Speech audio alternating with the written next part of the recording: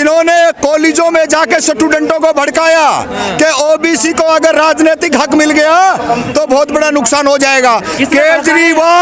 Kejriwal OBC का minority का सबसे बड़ा है। आज वो लक्ष्मी की फोटो की बात करता है, गंभीर आरोप लगा रहे हैं। गंभीर आरोपी लक्ष्मी की। गुजरात में जाके हिंदू बनता है, दिल्ली में आके अंबेडकरवादी बनता है और पंजाब में जाके भगत सिंह बनता है। ऐसे बहरूबिये को आम जनता ने समझना पड़ेगा, अन्यथा आप ये देख लेना आने वाला भविष्य में आपके बच्चे आतंकवादी बनेंगे। भ्रष्टाचार खत्म कर दिया दिल्ली। कोई भ्रष्टाचार नहीं है, पूरे का पूरा भ्रष्टाचार में, शराब घोटाले में, शिक्षा घोटाले तक की बात आ गई। कल ही जो नया एलजी आया उसने तो कह दिया कि समीक्षा होनी चाहिए स्कूलों की। ये तमाम तरह के बहरूबिये हैं। बहरूबियों को जो सामाजिक, जो राजनीतिक वंचित कट्टर ईमानदार है। कोई ईमानदार नहीं है, कोई ईमानदार नहीं। सबसे बड़े गुंडे हैं, सबसे बड़े गुंडे। और दिल्ली में दंगे हुए, केजरीवाल 5 दिन तक यहाँ बैठा रहे चुपचाप। कोई केजरीवाल की मुंह से एक बार उफ नहीं निकली है, क्योंकि वहाँ पे ताकतवर लोग नहीं थे, वहाँ पे मजदूर लोग थे, वहाँ पे अपना छोटा मोटा व्यवसाय करने वाले लोग थे।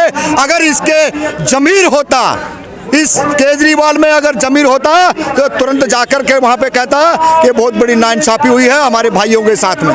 लेकिन वोट बैंक की राजनीतिक दिल्ली दंगे हुए तो जो लोग मारे गए उनको दिए नहीं, देखिए 1 करोड़ के चेक दिए। देखिए आपको 1 करोड़ का मिल गया होगा।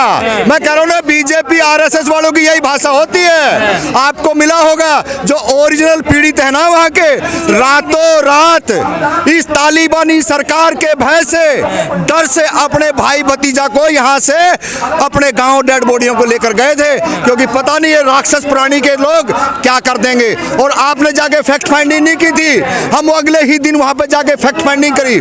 जिसकी बच्चियों की शादी थी, पूरे के पूरे मिठाई के रोज सामानों के अंदर, टेंटों के अंदर दुनिया भर का कूड़ा पड़ा हुआ था। पता नहीं किस का जो राशन की दुकान पर सामान लेने का था, उनकी हालतें खराब थी। तो पूछिए मत, केजरीवाल का नाम मत लीजिए। केजरीवाल, नरेंद्र मोदी एक ही सिक्के के पहलू दो। ऑप्शन क्या है आपके पास? नहीं, हमारे पास ऑप्शन ही ऑप्शन है ना। हम अब थोड़े से पढ़े लिखे हैं किसी माध्यम से, और आज हम बता देना चाहते हैं कि धर्म के नाम पे ये गुंडागर्दी ना बीजेपी की चलेगी। और केजरीवाल जिस तरीके से लक्ष्मी और गणेश की बात कर रहे हैं, इसको अपने पास रखे, इस देश के अंदर धर्म का जहर ना घोलें। कह रहे हैं कि मेरे मंत्री को बदनाम किया जा रहा है जेल में।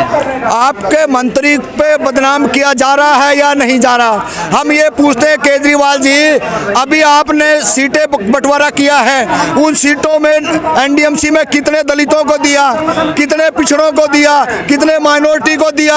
अरे हम हक की बात कर रहे हैं। आप जो हमारे को इधर धर्म के जाल में मत फंसाइए।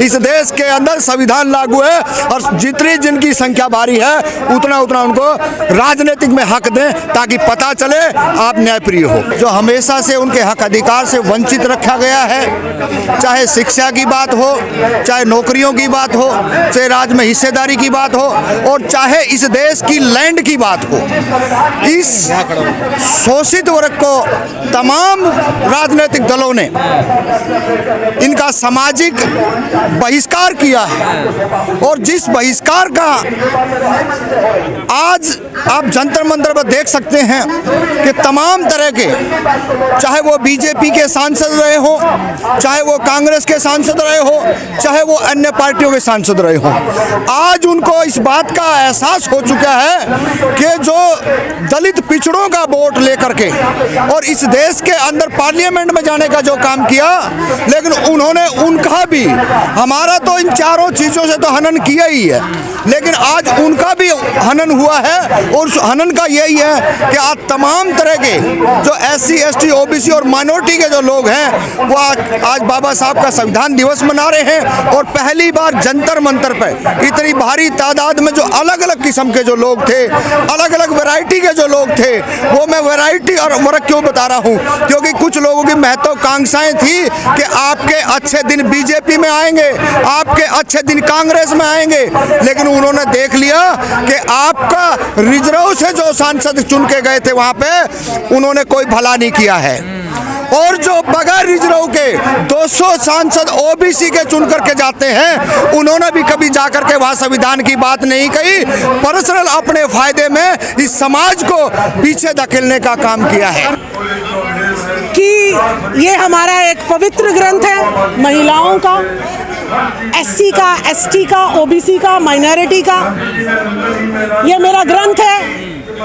इनके रचयिता डॉक्टर बाबा साहब भीमराव अंबेडकर जी हमारे भगवान हैं, हमारे पूजनीय हैं। उनके गुरु ज्योतिबा फुले, सावित्रीबा फुले, जिनकी वजह से एक महिला को जो कि एससी, एसटी, ओबीसी से भी नीची कैटेगरी की आती है, उसको आज बोलने की जो अधिकार मिला है, पुरुषों के साथ कंधा से कंधा मिला के काम करने का अधिकार मिला है।